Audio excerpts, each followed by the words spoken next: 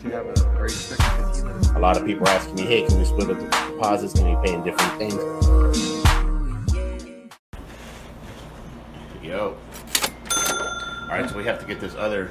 Well, no, we're good. We have to use this other setup over here, so... You don't? Oh, no, I don't have that on. We're good. We just need to... there we go. What's up, guys? Alright, here, take a seat. Make sure that we can... I know we're live.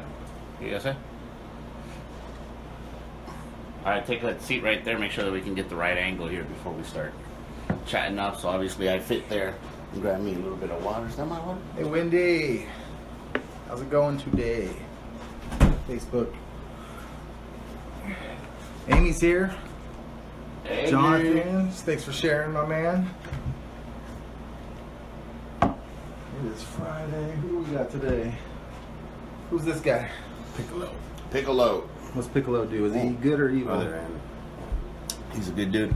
Hey, Martha. How's it going? Did you see Martha's comment about the house that smells like piss? Yeah. Piss and cigarette means money. That is definitely a cash flow Kris quote. All right, we can probably bring this just a little bit closer. Hey, Martha, I tried texting you yesterday to send you a deal. Make sure you message me to make sure that I have the right phone number. Hey, Lee, how you doing, buddy? What's up, Lee? So, did you see that Lee, he posted that he had made $5,000 while he was sitting at the hospital after having his car flipped over? Good job, man. That's the power of real estate, to be able to take advantage of that. So when they say you can do it from anywhere, they mean anywhere. Yeah, man, from anywhere. Beach or hospital, right? Or the hospital, and that's all right, cool. Thank you, Martha. Appreciate that. So anyway, guys, for you guys watching it, please do us a favor and help us by sharing this post so it gets out there to other people with that Lee flipping car and flipping a house. That's what's up. All right, so give some catch up here from everything that was going. Last week you were over at your EO event. How did that go? That was awesome. It was actually out on the lake. Oh yeah, nice. So we did some masterminding, and then these guys are crazy wakeboards guys. So they, we went on a. Did you go wakeboarding? I tried. I didn't do well. Yeah, I tried that shit last time. Dude, it just ended up like pulling me and stuff. I was like eating water and shit. So yeah, no, it was a couple beers and some sun for me, and that's all I need. I'm good. Nice. Dude, I ran into Lauren at the in the airplane actually on my way back from Costa Rica. Oh yeah. Yeah, we had a layover over in Houston, and then he was coming from New Orleans, also had a layover in Houston. And we were like literally sitting right next to each other. That's awesome. Lauren is one of my lenders, for you guys that don't know what we're talking about. So, yeah, that's pretty cool, man. That was a good event. I did, I did the show last week. I mean, I was just thinking about what you just did, but we haven't even talked on this since you've been even gone. Man, I know. It's been like a month, right? Shit, it feels like it's been a month since we've done a video together. It's actually has been. This is our 4th week, so yeah, good stuff. Anyway, guys, so today we want to talk about flipping on an ever-changing market. For you guys that know, we're based out of the Phoenix area, and right now, we're based out of the Phoenix area, and right now the Phoenix market is heating up. So you got more houses selling for a faster time, less houses sitting on the market, less houses in the market in general, and it's definitely heating up. What that does for you as a flipper, it creates a few different dilemmas, a few opportunities, but at the same time, dilemmas for the real flippers out there. So this is out there to give you guys some advice as to how you guys can take advantage of the situation with the market changing, but also if you guys are flipping, some precautions that we're taking and stuff like that. So did we list 16th? Got power on and everything on that one? No power yet. No power yet? SRP, man. That's how they work. So no power yet, but it is. We got a sign out. We got marketing out. So it's just not on the email. Okay. Email us yet, but well, we need to pop that in there because I got a pretty good feeling that it's gonna go fairly quickly once we get that in there. And I figured that we hadn't had the electricity on because I figured we would have had at least an offer in by now, just because the way the market is. The market is crazy. Yeah, you're talking about. So we're always monitoring the inventory. That's really important. Because you know what kind of market you're in based on the inventory. And so we were consistently at like 20,000 listings, which we've only dropped a little bit. We have about 19, but the pendings are way up, man. We have like 8,000 to 9,000 pendings at all times. So lots of competition out there for certain markets, not for every market. Yes. You know, like the million and up. I think the 600 to 800 is really slow. So, and I mean, you always have to. Obviously, you have to know your market. You have to know the price points. I was just over in California. I was sitting there hanging out. I was celebrating with my friend Julia, who's a fellow real estate investor out there. And, you know, we were talking, and the price points for houses over there is just a whole lot different. You know, 600,000 over here in Phoenix will get you a really nice ass house in a pretty decent neighborhood. Right. 600,000 in Los Angeles is going to get you not much. I mean, dude, you can get in LA, you can get a house for 350,000, somewhere around there, and it's going to be in like Compton somewhere. So that's crazy. But there's still people doing it, and even within those markets. So once you come to our market here in Phoenix, the 600,000 range is definitely on the higher end of what we're used to. So your middle part of the market is always going to feel it.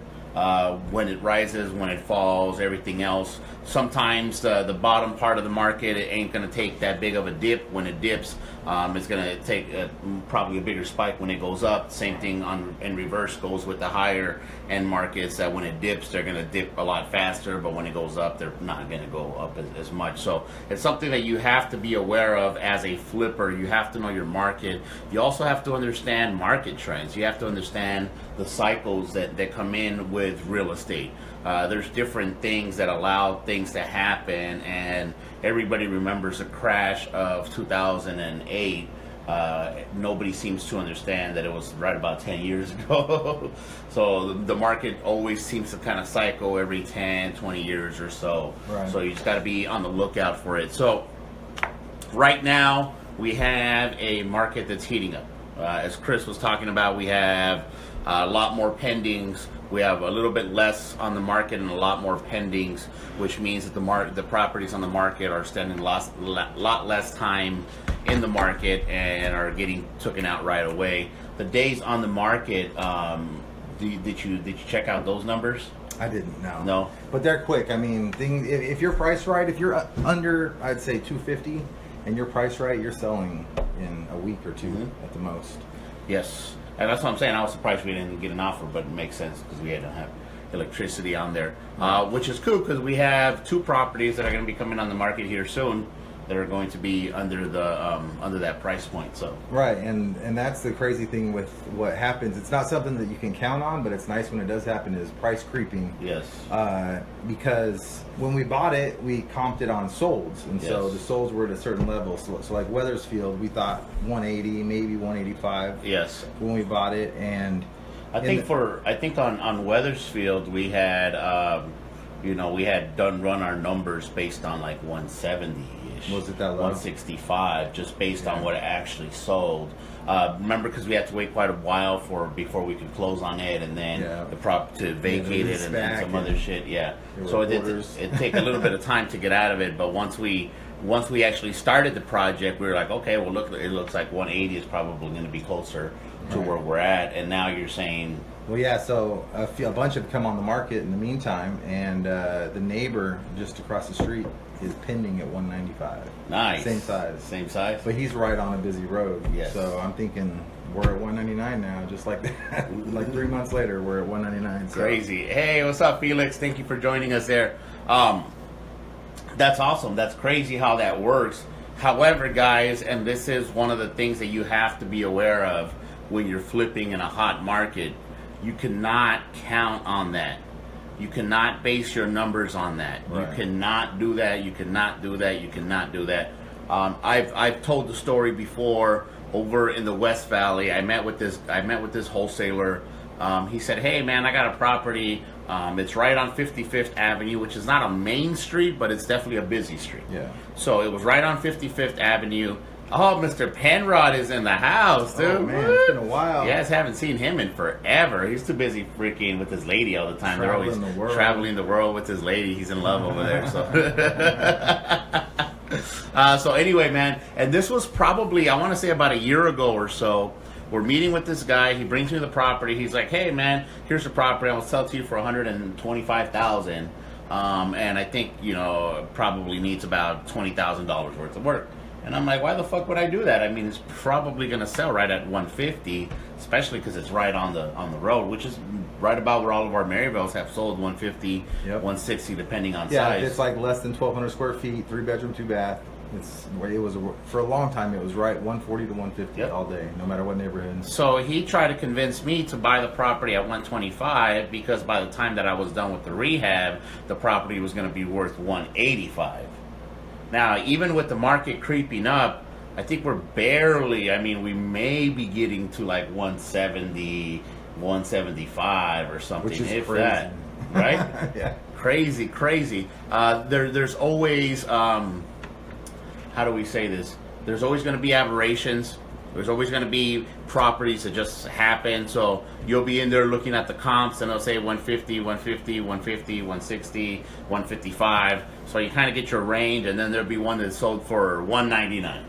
Right? And it just doesn't make no fucking sense. You can't count that one. Most of the time, those are not traditional sales. Most of the times, they're, I don't know, like lease options or something else that they might have recorded at a higher sales price that was not an actual cash price. Yeah, seller financing type of scenario. So anyway, you guys have to be careful with that. And the reason why we bring that up is because in a hot market, wholesalers know that it's a much more competitive market. Now buyers are a lot less hesitant to pull the trigger.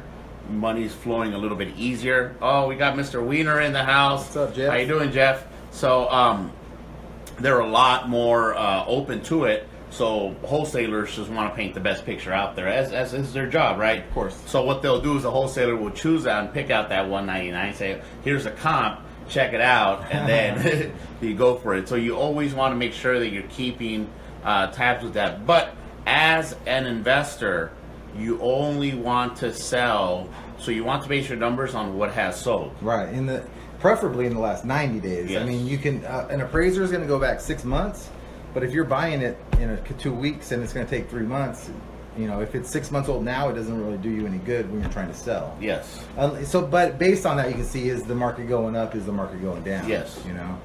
And even if you notice that the market is going up, you still can't base your numbers based on a higher number that hasn't sold yet. So a lot of times what happens is that you'll get, and you can verify this with me, but you'll get a wholesaler who sends you a property, says, hey, check this out. There's 2 pending on the street for this amount.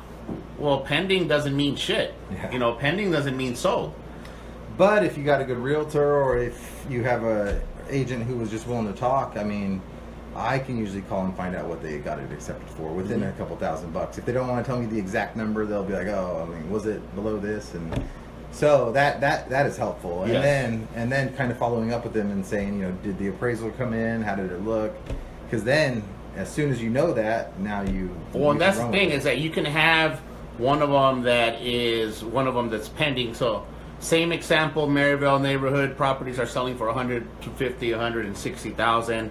You can see one for, the one down the street, the neighbor down the street has one pending for $185,000. Well, that's good, because in a neighborhood like that, like the buyers will pay. Yeah. A lot of times the properties just won't appraise to that thing. So you'll have it pending at $185,000, then the appraisal comes back at $155,000.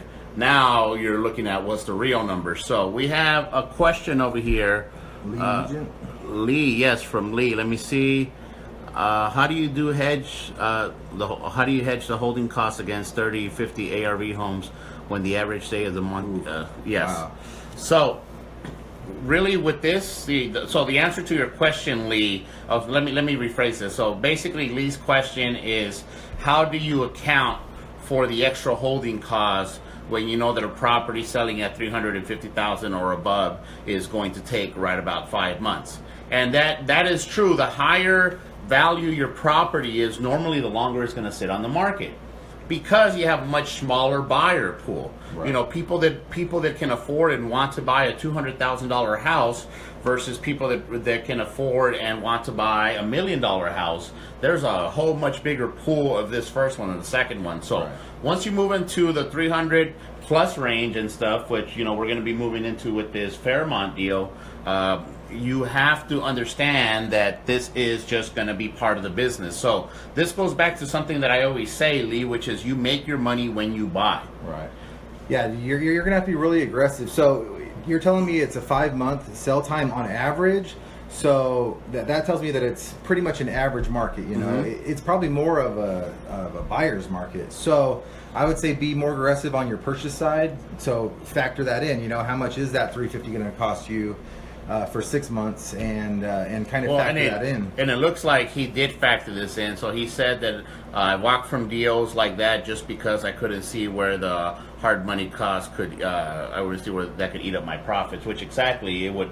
That you have to be careful. And Lee, let me tell you right now, you're much better off doing that than betting on the wrong one, because you might see a property that you have there in the market, same type of thing, 350. Let's say somebody brought it to you at 250. You're like, okay, well, I may be able to make it work. Oh shit! And now I'm gonna walk away from it because the numbers don't make sense. And then you see that somebody bought it and made some money off of it, be some aberrations. You can't let that affect how you invest. Or one thing that you can do is when you're doing your projections, project what is a quick sale. You know, your average is 5 months, but what will it take to sell it in 2 months? Yes. Because if you say, okay, I'm going to sell it for $325, and I know at $325 I'm going to get a ton of traffic and it's going to sell right away, there you go. Just base it off that. And that's going to go into one of our you know, strategies that we use here when dealing in a market that's heating up. However, Lee, understand though that you're much better off. So I tell people all the time, man, I'm an investor. I'm not a gambler. Right. I don't gamble on this. What if, you know, when this happens, how this happens? Well, because a lot of times, you know what we get, and I'm sure you get this shit too. People are like, hey, man, I got a great deal for you. It's in a corner lot. They're about to build something right over there. When that builds, man, that's money.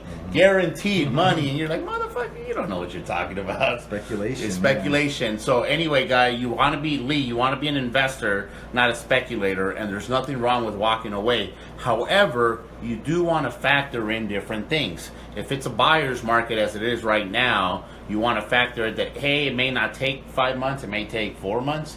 B, hey, how can I do something where maybe I don't go as nice and I'm not competing with the top of the market and I can sell it at a lower price, which is something that we're actually discussing right now with a property that I picked up here just a few days ago. So anyway, good question, Lee. But once again, to reiterate and close out this answer, make sure that you factor in those costs. Run your hard money costs, find out how much it is, find out the average days in the market for a property that size in that area, and then from there factor in how much it's going to cost. If you can still see yourself making money, do it. If it's not worth it, don't do it. If it's too tight, don't do it, because you don't know, even if with the market creeping up as is, you don't know when it's going to drop off or stop. There's a lot of things that you can say to yourself to try to talk yourself into buying it. Like, oh, well, what if I sell it myself? Right. What if I? Oh God, those are the worst. What if I do this? And you know, so many different ways that you could save. But I mean, you don't want everything has to go perfect scenario. You know, you want to make sure that you have a buffer room there, because stuff always happens. Life happens. You know, what if your 5-month market turns into a 12-month market? What if you need to rent that place? What if it turns into a buy and hold? So you guys want to think about those different options. Make sure you know what's up. And you definitely want to make sure that you're keeping an eye on that. Like I say, we're not speculating here. We want to always, I can't remember who I heard it say, but it was hope for the best and prepare for the worst. So obviously you don't want to be there focusing on, oh, well, everything's going to go wrong. What if everything goes wrong? But you should be okay. So normally, Lee, if you go in there, same property, you look up the numbers, here's how much it's going to cost to rehab, here's my holding costs, here's what we can sell it for, here's the days on the market, everything else, and it still makes sense, then do it. Now, if you can look at it, okay, worst case scenario, hey, what if this thing goes another 2 months? What if the rehab goes up another 10%? What if something were to happen? And you're still okay with that? Then do it. If it's going to be too tight, too where everything, as he said, where everything has to go right, don't do it. Because if there's one thing that we all know as seasoned investors is that there's always going to be something fucking wrong somewhere. I just had to pay the 71st. It was about an extra $3,000 in add-ons. So between the stolen appliances, the pool stuff that needed to be done, the pool pump stuff, the cleaner, all that other shit, man. Yeah. So it just that's what happens. You have to do that. I have the other one over here on 16th Ave, the one that we're about to list. That one, there was some plumbing issues where they had to run a new line somewhere. So, you know, that was a few grand extra. It just is what it is, guys. So it is like that, but it's not like those stupid shows like, you know, oh, we have this wrong. It's going to be $15,000. Like, no. Like, if you run into a $15,000 mistake, you're really not that smart. Yes. So. But that goes all from planning. So we mentioned on something, and I'll talk to you about a strategy that I was brought upon. So, Lee, my very first deal was, it was $250,000, so it wasn't as high as that. But it was one of those everything needed to go perfect deals. And it was such a fucking pain in the ass, man. That was such a fucking pain in the ass. Oh my fucking God. And then once we got it up there and we listed it, then we noticed that there was a bunch of other properties selling for $250,000 in that same neighborhood. And it just took forever.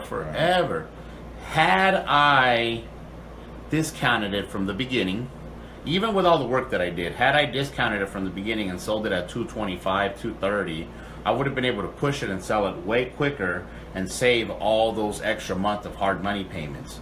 Because once the property sat for 3 months or so on the market, then we hit the holidays. We hit that time between end of November and tax returns before people really start buying again. And it was just a pain in the ass. So with that, I learned from my money partner, because in that particular deal, I had a money partner. I had somebody who had some money sitting there. She said, "Hey, I'm willing to lend you the money, do the flip, we'll split the profit." So I was having a meeting with her. She was a seasoned investor, and she said, "Hey, well, I belong to this nationwide group, and we had a meeting, and they did a study, and they said that if you were to wholetail this property, then you'd be better off." Yep. And I was like, wholetailing? What is that? So wholetail is basically where you would. So if I remember the numbers correctly, the property that I bought initially, I bought it for, I want to say about $120,000 or something like that, and then I had to put like 60 into it, somewhere around there. Yeah, we took on a big ass project. Yeah, I took on a big ass project. It was fucking stupid. I don't suggest you guys do that. Very, very beginner mistake. I watched the shows. I was infatuated by that. I wanted to be hands-on. I needed to get the permits. I needed to do the additions. I needed to blow out the walls. I needed to rechange the floor plan. All this stuff that happened, which was crazy. However, had I known ahead of time, I would have just done less work and then put it on the market at a discount. Because as I said, even with all the work right there was so many other properties in that neighborhood that were right about the same quality of work, right about the same type of price point.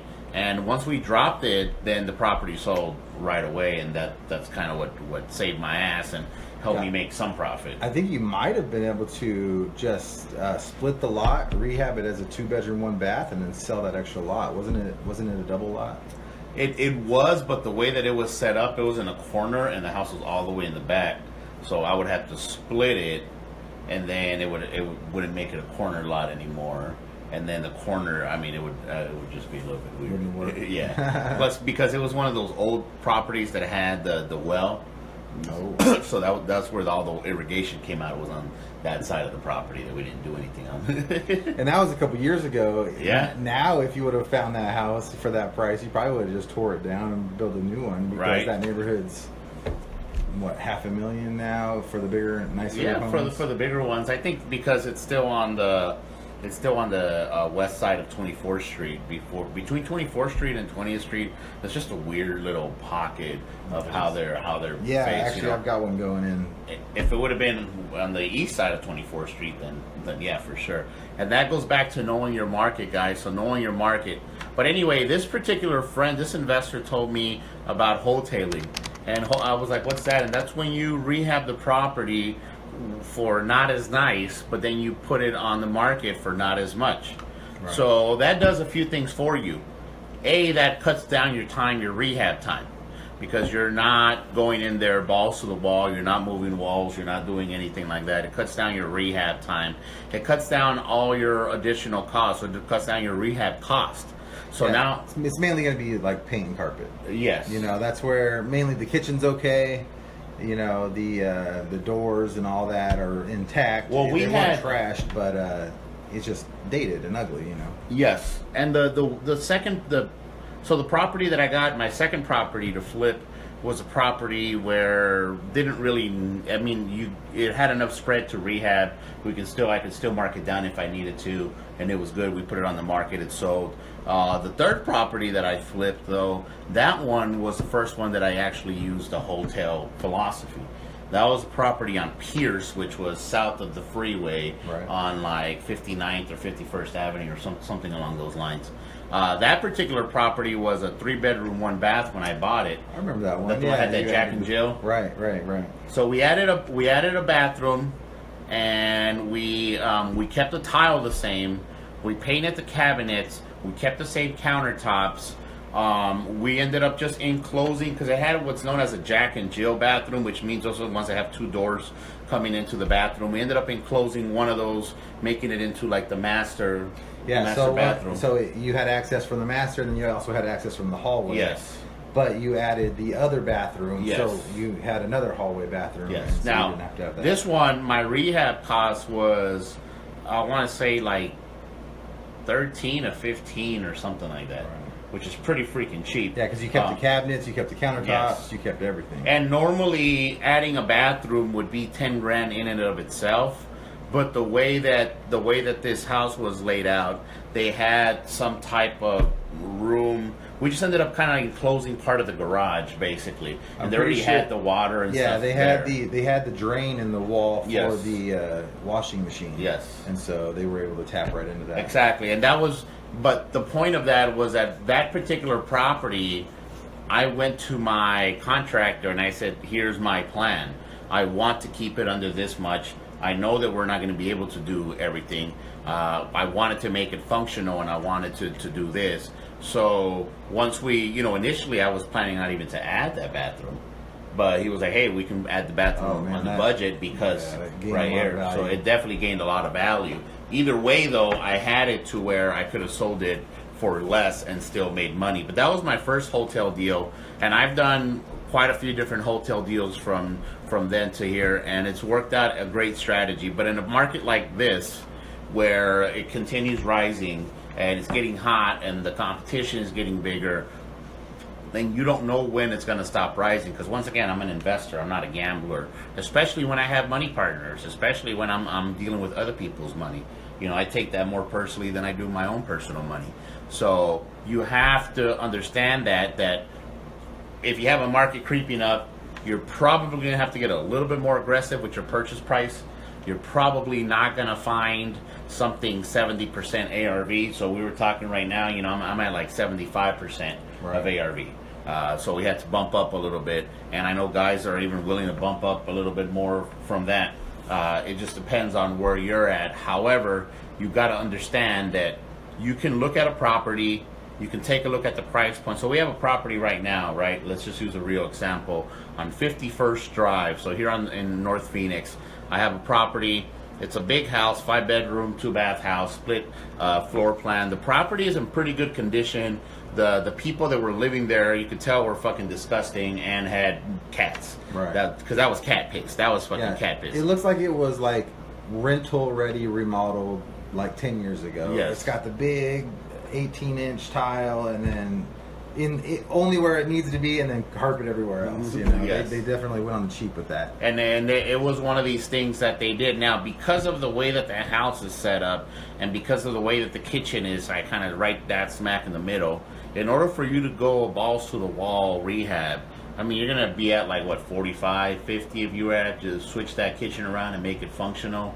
Yeah, if you open that up, that would be. Because that's all electric right there on that wall. You got all the plumbing right there. I mean, that's going to be pretty fucking expensive just for this one thing, in addition to making everything else nice. Right. Now we're talking about it, and we're looking at what sold, and we're looking at what sold that was completely rehabbed versus what sold that was not. I mean, it was rehabbed, but not to the extent of like, you know. Yeah, and awesome. awesome. And we're not talking like other distress sales. We're talking about like, you know, just people who have lived there and they haven't remodeled in 20 years, which is a lot of people.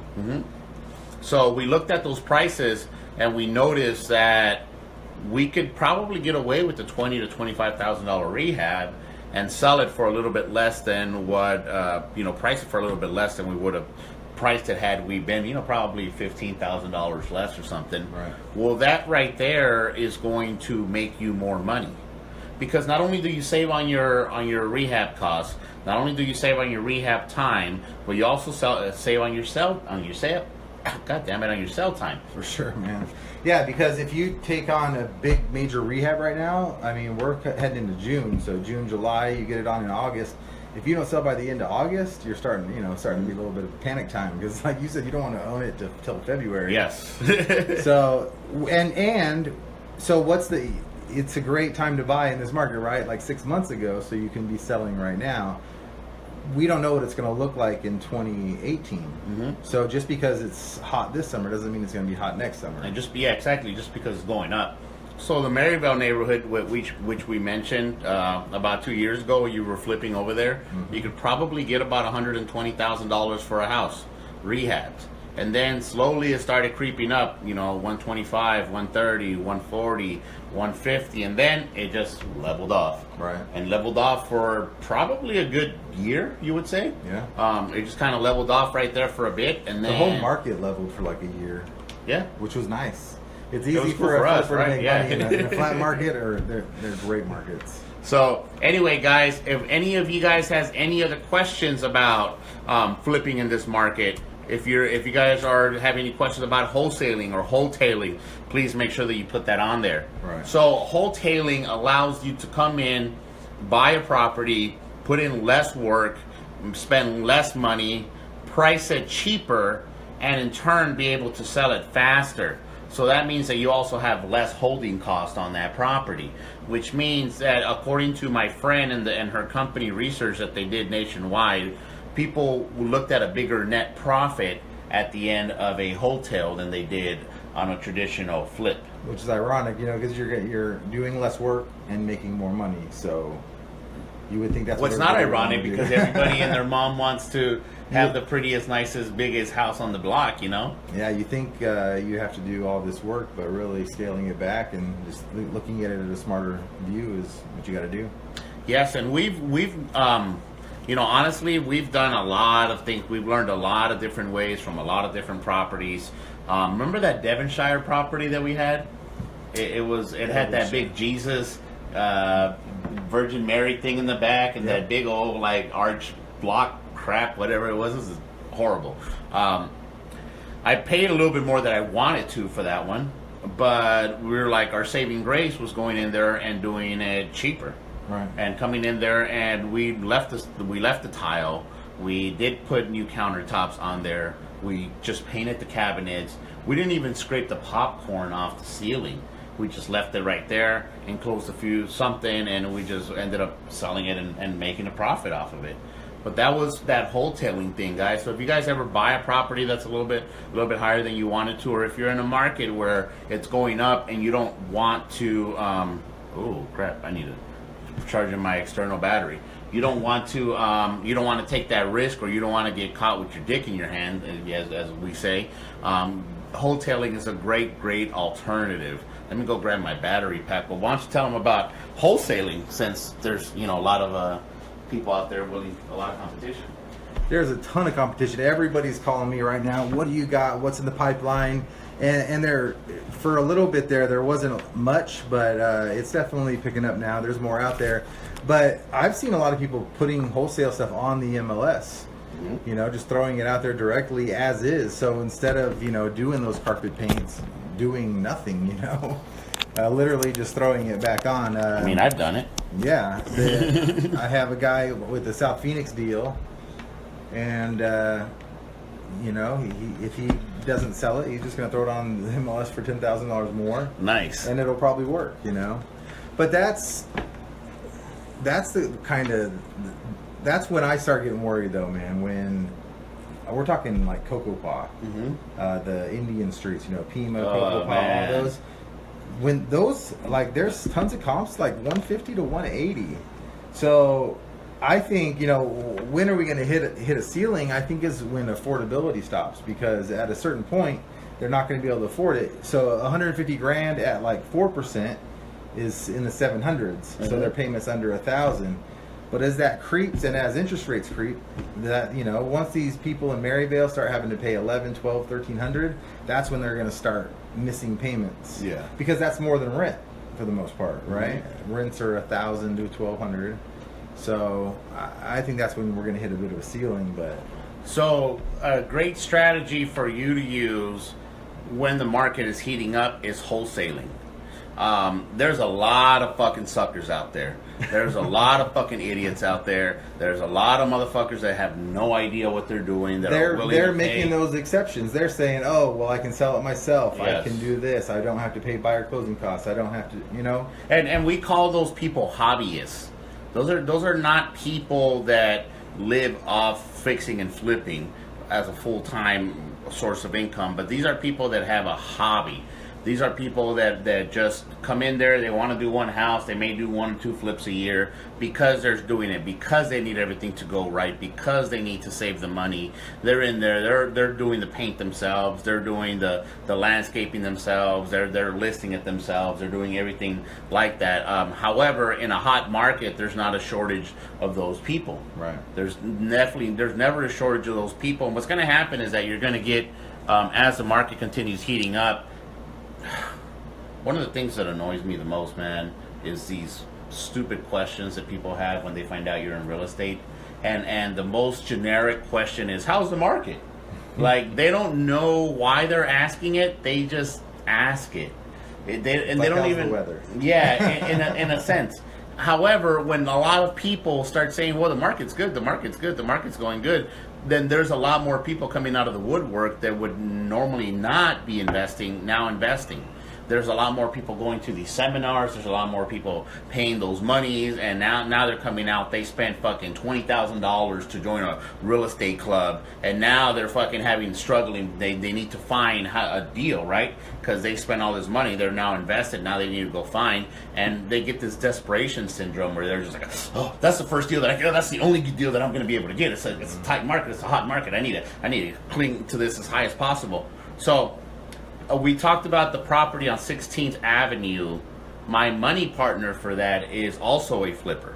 And I was talking to her, and she was telling me how she bought this property, and it was just a little bit too tight, you know. She bought it. She was looking at the numbers. Her and her husband were deciding what they were going to do with it. They were there. They actually were there walking the property with the contractor that day, and she's standing outside, and she's just like, man, I don't know what I want to do. Some other guy comes, says, hey, man, I'll buy that property for you for 20 grand more than what you paid for.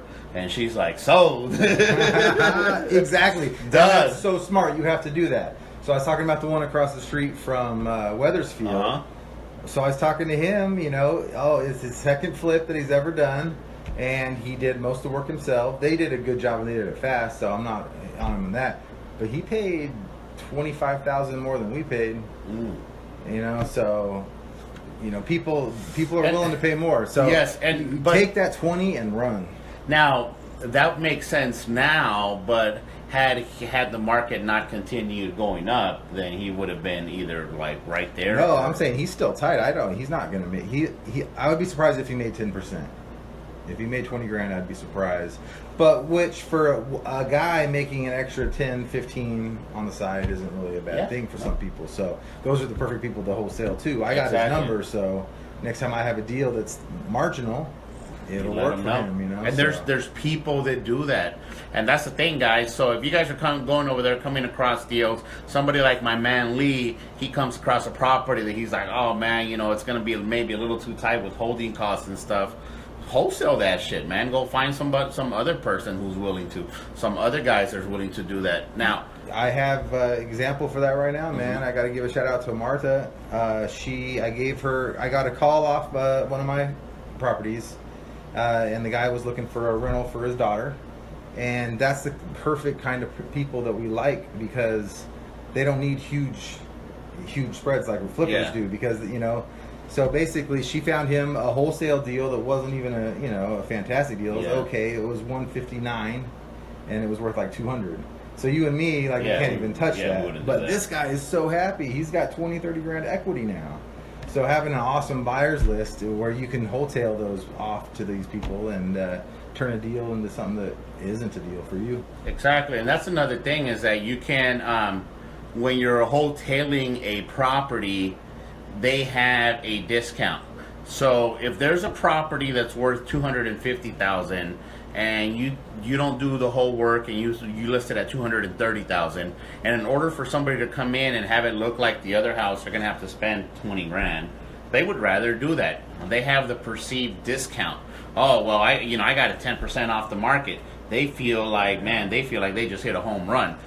Yeah, they're a dollar for a dollar. They're all good with it. That's a win for them. For you and me, we need at least like probably $2 to $3 discount for every dollar in repairs that it needs. Well, of course, because obviously we have holding costs, we have rehab costs, we have other things that we have to, closing costs on the back end and everything else. Right. But for somebody else like that, and that's the great thing about wholesaling. So you can wholesale, and even in wholesaling, you can wholesale, meaning that you can wholesale a property to a retail client and still be able to do it. And that's something that's great. That's something that a lot of the bigger there's bigger wholesalers here in town that me and Kris never deal with, because the price they sell it to makes no fucking sense to any one of us. They don't need us. But they don't need us because there's never a shortage of people buying from them. Right. Even if it's a $200,000 that they're selling for $189,000 or $190,000, somebody's going to be like, oh shit, yeah, that's a 5% discount. Let me go jump on that. So you guys have to be aware of those situations. You have to be aware of those strategies. You know what I've seen quite a few times is people, they go to these seminars and they hear the formula. Mm-hmm. They know they need to get a 30% below minus repairs, but they don't believe it's possible. Mm-hmm. Like, you can't buy a house for that. And so they go out there expecting to not be able to do it, so they go pay more. They go, 80% or whatever. So yeah, and for whatever reason, they're still paying more. That doesn't change the fact that there's going to be a lot of folks out there. So, worst case scenario, this property here that me and Kris were just talking about, the one that I just bought, worst case scenario, I'll fucking wholesale it. I'll make a quick 10 grand, and I know for a fact I'm not going to have it. Dude, if I were to just fucking pull, not even paint it, just pull carpet, put brand new carpet on that thing, deodorize it, semi-fix the fucking cabinets, right, I could easily wholesale it right now for another 10, 15 grand. Yeah, imagine putting it on for like $199 when everything else is $250-ish. So that's gonna get a lot of and I could probably do carpet for less than $1,000. Actually, that might not be a bad idea. But anyway, guys, that's the whole point of this. This is what we AZ Flip guys here do to be able to deal with this ever-changing market. A lot of times when people say, "Oh man, the market's heating up," that's got to be great for you guys. It is and it isn't. It's great when we're not expecting, like the Weathersfield property. We didn't expect it for it to go that high as we have it here. Hopefully, helps us make, but we did go a little bit over budget on that one too. So kind of time, with interest, and that goes back to Lee's first question or his first concern is interest payments. Mm-hmm. And Lee, like, the only time I've ever lost money is because of interest. Mm-hmm. I've never, the amount that I bought it for and put into it has never been more, not even close, as to what I sold it for. Yeah. But the interest and the carrying cost, that can kill you. So yes. And so you guys gotta be careful with that. You guys gotta be careful with these properties, the payments. Understand that there's always something that could happen. But if you're selling properties and you have a property on the market that you got, and then the market raised from the price that you thought you were going to sell it to something more, that's a good thing. The bad part is when the prices start going that way, then all the sellers, if you're a wholesaler, all the sellers are like, well, the market's going up, so I want top dollar for my house. Then you have all the news, because exactly. that's what they're watching. And that's the thing, is that once you start hearing it from all over the place, if you hear it from people like us, then yes, you know that's going on. We pay attention. We have a finger on the pulse. We know what's going on within our market here. Once you start hearing it from the news, that's what's up. That my new mentor Nick, he's a worldwide investor, and he invests in a wide variety of things. And he was talking about the time that you know that you have to start selling your shit is when your cab driver is giving you investment advice. Exactly. And that work with the fucking. Man, I'm getting that right now. Everybody's talking about it. Everybody's getting into real estate. It's reminding me of a few years ago. It is. But we saw it not so long ago with the stock market. Remember? It was going up, and then everybody was like, "Oh yeah, the stock market is great. The stock market is awesome." And then, they're getting in late. Yes, it may be good, but. And that's the thing, is by the time you start hearing it from the general public, then it's already too late, and you know that's when you have your higher level of higher number of suckers out there, for lack of a better term, that are willing to buy deals at a tighter margin, that are willing to overpay for stuff, that have no idea, that are willing to go in there and do all the work themselves, that are hoping that the market continues rising, that are buying their properties with that increase in place, kind of like the national budget. I'm not even going to talk about that. Did you hear that they double counted so in the national budget, the administration double counted the 3% growth that they expected. So they put it on there, and then they put it on there again, and somebody caught it and said, "Yeah, you can't do that." So anyway, guys, triple inflation. Yes, it's crazy. But that's the plus and the minuses of flipping as on a hot market. Right.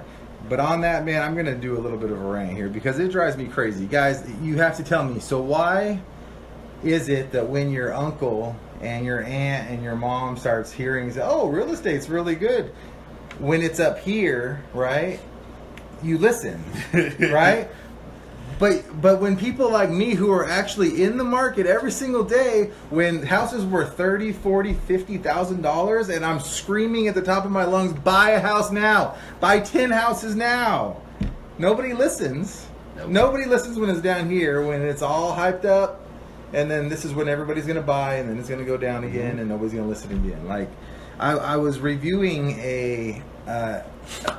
I pitched this idea to this guy. So I help people retire, right? So he's one of my clients for a long time. He has a Chandler property, free and clear. It's worth like $250. And then he has the house he lives in, which he does not. He has a mortgage on that. So this makes $1,300 a month, right? I told him, I set up this entire plan about how he was going to pull out $100,000. He was going to buy two $50,000 West Side houses. He would own them free and clear. They would both rent for like $900 back then, right? So after everything, he was going to make an extra. So his mortgage would have been like $600, and he would have made net like $1,500. So he would have made an extra $600 a month cash flow. So that's like $7,000 a year. What are those properties worth now? They're worth, we were just talking about it, 150, 60, 70. So if he would have listened to me, he would own $350,000 worth of free and clear real estate, and he could have sold them, paid off the loan. He would have made a couple $100,000. And there's a lot. Listen, they're scared. You know what's going to happen. Well, I went to the Secret Knock event. I was hanging out with high level entrepreneurs, high level individuals, and the host said one thing that just stuck with me. How big was this one? Was it like a 50-person event? No, so this was probably about 150 people or so. So it was smaller than the one that we went to. Yeah, but still. But bigger than the prosperity camp that I went to, which was at somebody's house. Gotcha. Anyway, guys, the host said something that stuck with me. He said, "Poor people seek opinion, rich people seek counsel." What difference between counsel and opinion is counsel comes from somebody that knows. Counsel comes from somebody who has the experience. Counsel has to somebody that's been there and that has made it and is telling you how that worked. Opinion comes from your dumbass uncle, the lady at the fucking grocery store, your mailman, the stupid shit you hear in the news. Do you know how, like, I've met news people, obviously, you know from my interact. They're fucking stupid. They're fucking idiots, bro. They're just like everybody else. Oh, you know, I got a 401k. Oh, how's it going? Oh, you flip houses. Oh, my God, how's the market going? Right. I heard the market's going good. And I'm like, dude, you're fucking stupid. And the opinion, a lot of that is they're just waiting to hear someone tell them that they want to hear. When you're listening to the people who actually know what they're talking about, they might not be saying what you want to hear. Yes. Right? Well, not only that, but then it's that herd syndrome. They feel more comfortable because everybody around them says, "Hey, this is what you should do. Hey, this is what you should do. Hey, this is what you should do." Right. And that is the reality of it. So, guys, make sure that if you're flipping houses, you don't fall into that. And once again, look at the masses. Look at the masses. Do the exact opposite of what the masses do, and you will be successful. And that was when my mentor Nick, he was schooling us at that guy. So we were sitting at this. I told the story, but this guy's worth fucking. I found out it was over 500,000. He's worth 800,000 million. No, $800 million. $800 million. Yes, he's close to a billionaire. Jeez. So when Nick was giving a presentation over his house, he was talking about that. He was talking about the cycles, and basically people are always behind because people do everything based on emotion. Right. So you're like, dude, you're over here. You're telling your mom, this is the right time to buy, like, fucking bleed out your 401ks, buy them. You can buy houses for $20,000. No, the market just went down. Joe just lost their ass. Oh, so-and-so. What if it goes down another 10%? I'm like, well, that's $2,000. They're not worth anything. If it does, who cares? Buy another one. but they're doing it based on emotion. Right. They're scared because of what happened before, last year, that they're afraid to do this. But then come back around when the market's heating up, same thing. They should have bought back here. It's already going up here. Now it's cresting towards the top of the market. Now they're fucking interested. Now they see all these people making money. They're like, oh well, yeah, people have been making money for the last few years. I mean, maybe it's time for me to get in this thing. Right. Yeah, and it's that emotional stuff, guys. So don't be that way. We're not speculators. We're not gamblers. We're investors. You have to be the same way. And if you're gonna flip a property in a raising market, you have to make sure that you're doing your numbers. You have to make sure that you're not speculating. You have to make sure that you're understanding different strategies like wholetailing, with whether it be wholetailing on the retail buyer on the MLS, or wholesaling a property to a retail buyer outside of the MLS, or even through the MLS. It doesn't freaking matter. Right. So anyway, guys, this is Cashflow Kris, BP the Mentor. I'm gonna be gone next week, bro. I'm flying. Fuck, dude. I think I'll be gone in the next 2 weeks. All right. I don't know what time. Actually, you know what? So if you're free, maybe we'll do the double. I may be here next week. I gotta check my calendar because I'm flying out to fucking Cuba. Yeah.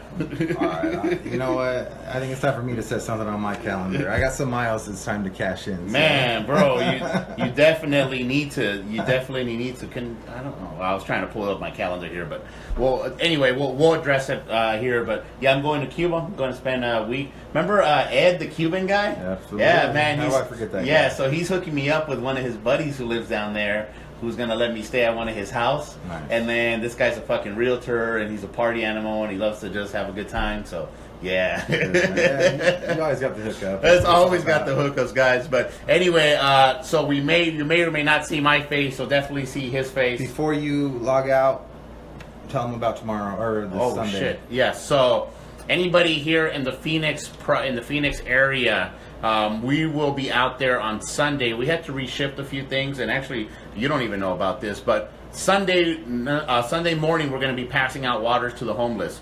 So we did a water drive. We raised a lot of water. If you guys are in the Phoenix area and want to bring more water, by all means, bring it with you. If you guys want to donate some money, I'll have my assistant Ebony put the link for the event and the link for our PayPal. So any amount works, and then anything over $100 is a tax write-off because we are a 501c3. But anyway, we moved it to 11 o'clock because we're not going to have the news there this time, so it'll have to be so early. So we're moving to 11 o'clock. The homeless aren't hot. The homeless don't sell. No.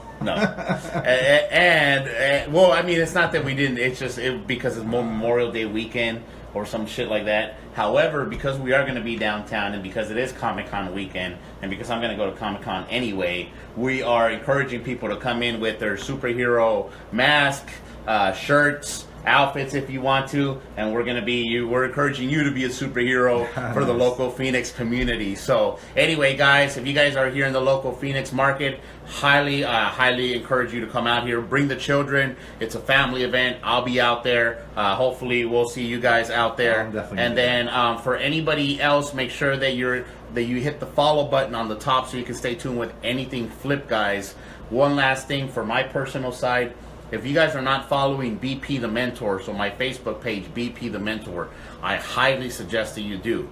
Not only do I drop weekly videos on Monday called Mentorship Mondays, but while I was over at a Secret Knock, I interviewed 6 high-powered individuals, like just amazing individuals. From a 10-year-old kid who has his own app and sells coaching online. No, I showed my kid that his videos and stuff. He wasn't impressed, but I was impressed. I don't give a fuck, dude. Who cares? He's selling impressed. 2. Where was this at? 2. I had an interview with Mr. Devin Harris himself.